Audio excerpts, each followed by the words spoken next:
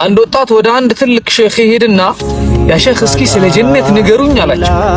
ስለ ጀነት እየነገራችሁኝ እኔ ልጓጓ እስኪ በጀነት አጓጉኝ አላቸው። አንድ አጂብ የሆነ ንግግር ተናገሩ።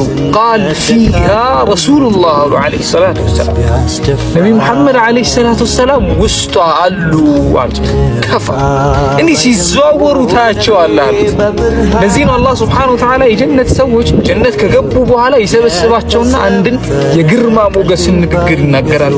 እነ ሃዛ ለሪዝቁና ይህ የሰጠናችሁ ነገር የሚያማምሩት ነገሮች በእጃችሁ ያለው የኛ ሲሳይ ነው ይላል አላህ። የኛ ሪዝቅ ከኛ ዘንድ የሆነን ሪዝቅ ነው የሰጠናችሁ። ይህ የሰጠናችሁ ነገር ደግሞ ኢንጆይ እያደረጋችሁበት ያሉት ነገሮች ደግሞ እንዳትፈሩ ማለሁ ሚን ነፋድ መቀነስ፣ ማለቅ፣ መጥፋት፣ መውደም፣ መክሰም ምናምን የሚባሉት ነገር አያውቅም ይላል አላህ። ደልብ ዘና በሉ ጀና አቡ አላህ ሱብሓነሁ ወተዓላ የጀነት ሰው ያ ሰላም ያ ጀባሩ